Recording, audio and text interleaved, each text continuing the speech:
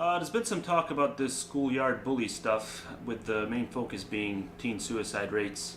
And it's gotten to the point where some people, some groups I guess, are proposing passing laws which would prohibit certain types of bullying taking place within school environments.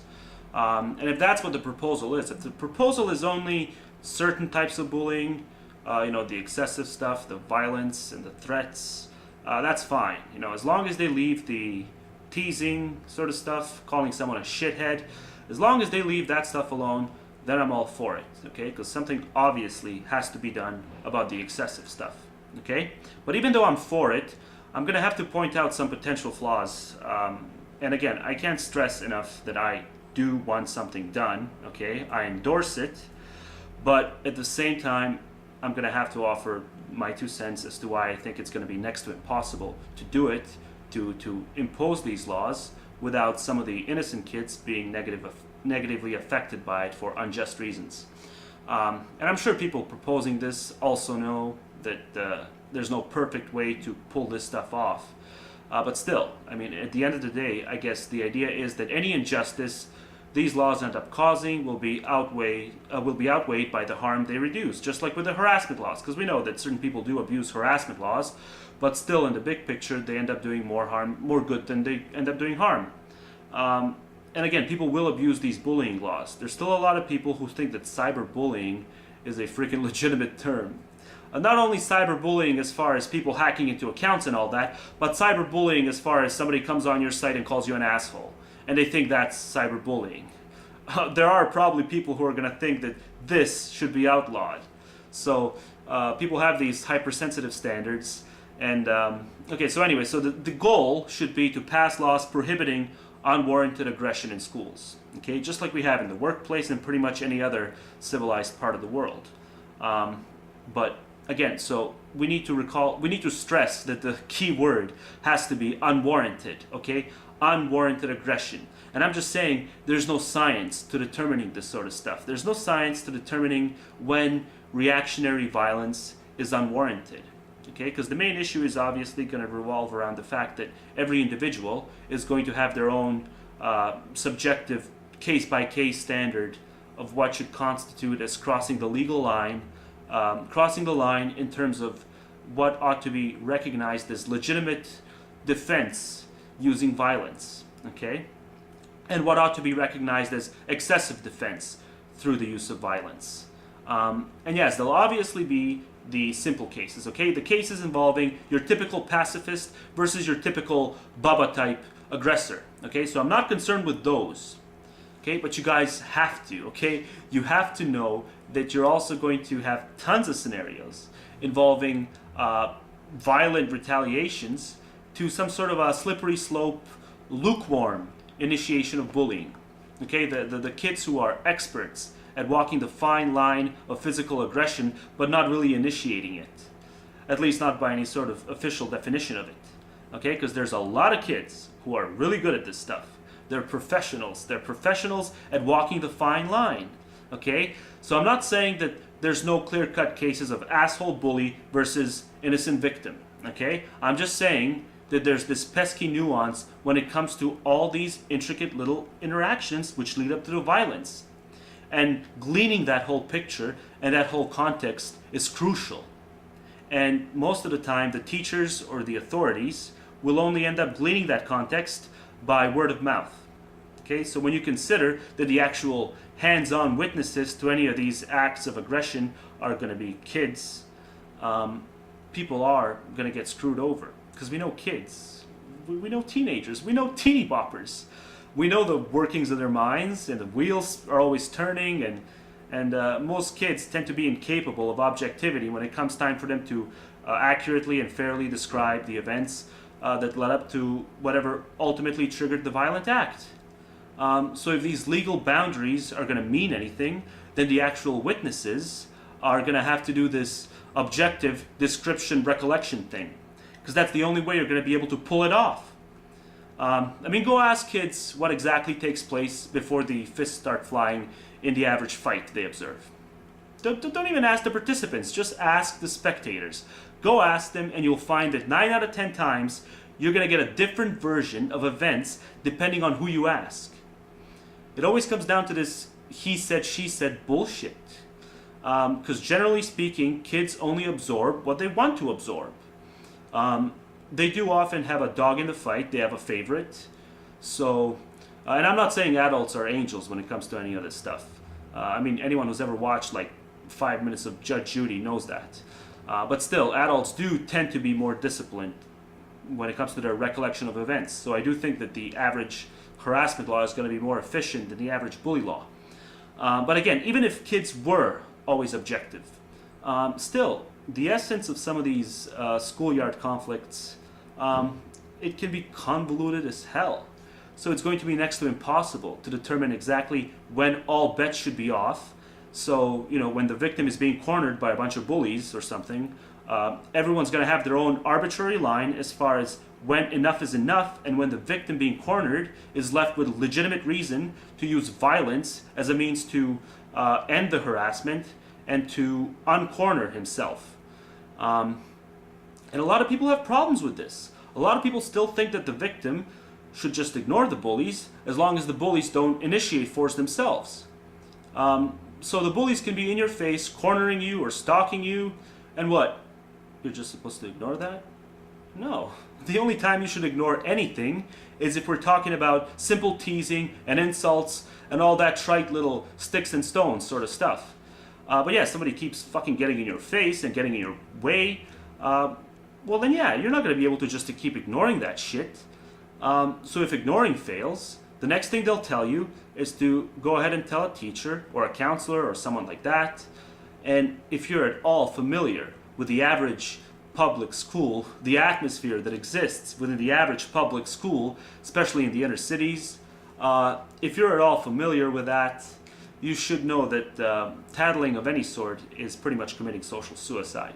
Now you can make a logical argument about why it shouldn't be, okay, but the people you'd actually have to convince consist of mob mentality teenagers. So your logic, which I do agree, you can have a logical counter argument to that, but your logic is going to be a complete non-factor as far as changing the actual atmosphere which the kid is going to have to put up with following his tattling. And again, on the other extreme, you're going to have all these old schoolers who are going to think that the only effective way of handling any bully is to take matters into your own hands and to show grit and to do this, you know, don't take no shit from anybody sort of thing. And, you know, that way the bullies would not dare mess with you in the future. And yeah, there have been some examples which do back that up. But with a lot of examples that I've seen firsthand, it's just obvious that some of it is idealistic. It's as idealistic as the, you know, just ignore them advice. Because, yeah, I mean, I've seen lots of kids do this, stand up to the bully sort of thing, after being told that it's the only way. And they got the living shit kicked out of them as a result. So it may be really good. It may sound really convincing in some sort of a cartoon drawing form. But in reality, it leaves a lot of kids with a lot of fucked up experiences that'll probably mess with their self-esteem for ages. So yeah, all you guys making these stand up and fight back arguments, all you guys making those arguments, I mean, you're just gonna have to accept that some kids have no fucking business standing up to a bully and fighting a bully. And it is because of those kids that I say bring on the laws, even if the laws may prove to be burdensome when it comes to some of the other conflicts, you know, the type of semi-bully versus quasi-asshole type conflicts. Even if it becomes burdensome to those, I say, seeing as how you have kids who are incapable of defending themselves, I say bring on the laws. So yeah, the ends should justify the means for the extreme cases. And yeah, theoretically, crossing the legal line should be an unprovoked physical assault, or even, you know, getting in someone's face and, you know, ongoingly not letting them pass to their next point of destination or something. Even if managing not to initiate violence while doing so. Getting in someone's way ongoingly is bullshit. Or even just constantly doing the bullshit macho posturing thing. You know, wedgies. I mean, I can go on and on about all the crap I've seen kids come up with just so they can torment others. But the point is that there's if there's no witnesses around, or if there are witnesses but they're biased to one of the two parties involved, the truth will get lost in the mix. And for every legitimate victim you save, you may end up screwing over a legitimate retaliator. So yeah, it's going to be tricky. And nobody wants to be a proponent of a law that leaves some of the victims apprehensive when it comes to defending themselves physically, out of fear that their punch against the bully is going to be the punch that leaves a mark and ultimately get them in legal trouble for retaliating. So there's always going to be this catch-22 for the kids who are bullied and have no problem defending themselves physically. You're going to create boundaries for them. But yeah, at the same time, fuck these other guys giving advice. I've seen this so much over the last couple of days. There's all these adults giving this advice grounded in social Darwinism, basically. All they do is basically make kids who are afraid of their bullies, they make those kids feel like shit for being afraid of them. There's nothing wrong with wanting no part of a fucking gorilla, okay? There's nothing wrong with that. And as much as some of these guys want to believe that they'd rather take an ass kicking than run away from a fight, you send Mike Tyson to their house, you send Brock Lesnar or any of these other mixed martial arts thugs, heavyweight monsters, okay? You send one of these guys to their house, all pissed off and ready to fight, and yeah, these supposedly fearless proselytizers of Darwinism, they'll run for their lives or call 911. And anyone who actually sticks around and tries fighting the pit bulls, knowing full well that they'll get their ass kicked, but doing it anyway out of a sense of some idiotic pride, a person like that they're just completely owned by their ego. Okay, and being owned by dumbass egoism is not something that makes you an admirable character. If we can accept that a 70-pound 5th grader is justified in running away from a 140-pound 10th grader, well then maybe it's time that we also accept that any 10th grader is just as justified in running away from the same 10th grade asshole who in this case just happens to be his age. So yeah, if that's what the guy feels that he needs to do because he fears that he'll get his ass kicked if he doesn't, since he's clumsy or something, well then yeah, so be it. Underdevelopment is not something that the kid should be blamed for. It's beyond the kid's control. And even if it wasn't, even if the kid was just a classic example of a coward, who the fuck cares? I mean, 99.999% of human beings on this planet would not be willing to fight some Chuck Norris asshole. So this whole cowardice line of thinking, it's inconsistent from the get-go. It's so arbitrary. Oh, well, if someone's only 4 times tougher than you, well, then you should probably fight them. But if they're 8 times tougher than you and skilled in martial arts, like Chuck Norris is, well, then it's obvious that you should run for your life.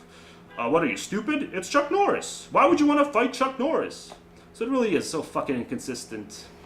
There's a lot of nuance to the argument, and I want these laws in, but at the same time, I don't want to see them abused, okay? Because a lot of people do go to the extreme on both fucking sides, okay? And it's just, just being on the internet proves it. There's all these people who think that they should have a right, simply being called a cunt on their own fucking channel page. They classify that as internet bullying, cyberbullying. It's just too fucking hypersensitive, and we see it. It's getting worse and worse. And I just wish we had more middle grounders when it came to this argument.